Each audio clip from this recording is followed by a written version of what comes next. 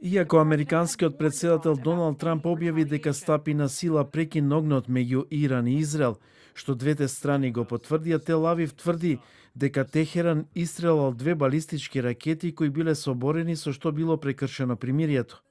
Министерот за одбрана на Израел Кац вели дека им наредил на израелските одбранбени сили да одговорат енергично. Техеран пак ги негира обвинувањата. Председателот Трамп соопшти дека и Израел и Иран го прекршиле прекинот на огнот, што го објави неколку часа претходно, и дека не е задоволен од ниту една страна, особено од Израел. Сите авиони ќе се свртат и ќе се вратат дома. Никој нема да биде повреден. Прекинот на огнот е на сила.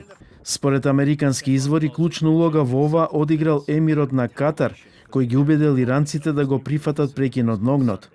Најавата на Трамп за мир следеше по иранскиот ракетен напад врз американска база во Катар и серијата израелски воздушни напади.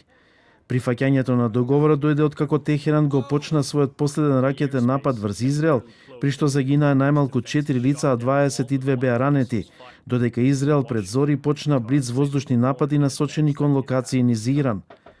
Израелскиот премиер Бенјамин Нетањаху изјави дека неговата земја се согласила на прекин огнот со Иран во координација со американскиот претседател Трамп.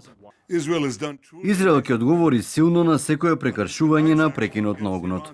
Техеран соопшти дека ирански нуклеарен научник бил убиен во израелски напад пред да стапи на сила прекинот на огнот.